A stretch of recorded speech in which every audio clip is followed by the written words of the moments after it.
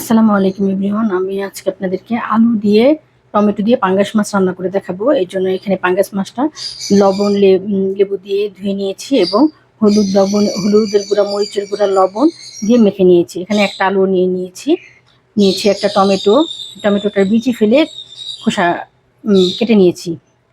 5-6টা কাঁচামরিচ আছে। এখানে একটা পেঁয়াজ কুচি করে নিয়েছি। 1 টেবিল চামচ পেঁয়াজ পেস্ট, 1 চামচ আদা বাটা, 1 চামচ রসুন বাটা।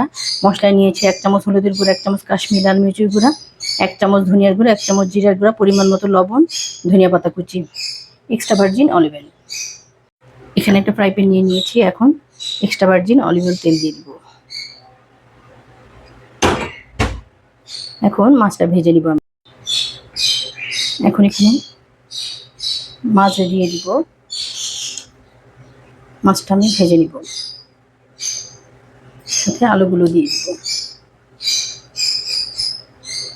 মাছ আলু আমি 2 পাশ ভেজে নিয়েছি। এখন একটা প্লেটে উঠিয়ে নেব। এখানে একটা ফ্রাই প্যান নিয়ে মাছ ভাজা তেলটা দিয়ে দিয়েছি এবং আরেকটু অলিভ অয়েল তেল দিয়ে দিয়েছি। এখন পেঁয়াজটাও দিয়ে দিয়েছি, পেঁয়াজটা ভেজে নিব।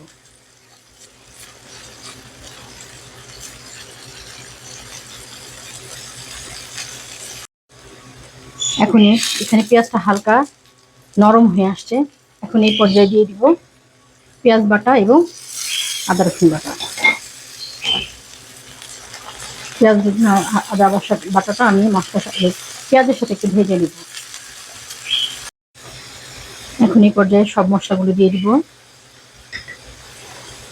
মশলা দিয়েও ভালো করে কষিয়ে নেবে এবং এখন একটু ফুটানো গরম পানি দিয়ে দিব।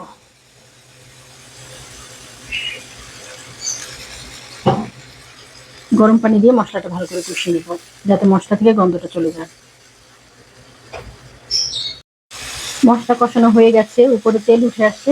এখন এখানে আলু এবং টমেটো দিয়ে দেবো। আলু টমেটো আমি মশলার সাথে কষিয়ে নিব। সামান্য একটু পানি দিয়ে দিব, যাতে মশলাটা আলুর সাথে আরেকবার কষানো হয়। টমেটোটা এবং আলুটা মশলার সাথে ভালো করে কষিয়ে নেব।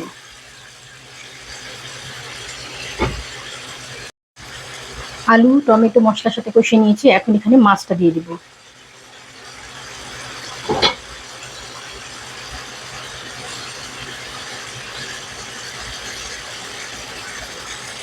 এখন এখানে পানি দিয়ে দিব, যাতে মাছটা রান্না হয়ে যায়। হালকা মাখা মাখা ঝোল হবে এই মাছের রেসিপিটা। এখন এটা মাছটা রান্না হওয়া পর্যন্ত আমি এটা রান্না করে নিব। মাখা মাখা ঝোল হবে। এখন মাছটা হয়ে গেলে ফিরে আসছি। এখন এই পর্যায়ে ধনিয়া পাতা কুচি দিয়ে দিব।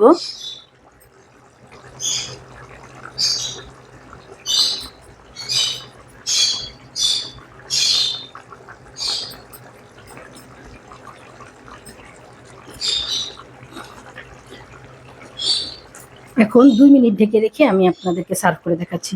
রেসিপিটা আমার কমপ্লিট হয়ে গেছে। 2 মিনিট পর আপনাদেরকে আমি সার্ভ করে দেখাচ্ছি। হয়ে গেছে আমার আলু টমেটো দিয়ে পাঙ্গাস মাছ। হয়ে গেছে আমার আলু টমেটো দিয়ে পাঙ্গাস মাছ ভুনা রেসিপি। আপনারাও আমার রেসিপি ফলো করে বানাতে পারেন। যদি আমার রেসিপিগুলো আপনাদের ভালো লাগে তাহলে সাপোর্ট করবেন এবং আমার নিত্য নতুন রেসিপি দেখার জন্য আমার পাশে থাকবেন। যা ভালো লাগলে আমাকে সাবস্ক্রাইব করবেন। যারা আমাকে সাবস্ক্রাইব করেছেন তাদেরকে অসংখ্য অসংখ্য ধন্যবাদ। আর যারা এখনো আমাকে সাবস্ক্রাইব করেনি, যদি আমার রেসিপিগুলো আপনার ভালো লাগে তাহলে আমাকে সাপোর্ট করবেন। আমার নিত্য নতুন রেসিপি দেখার জন্য আমার পাশে থাকবেন। আল্লাহ হাফেজ।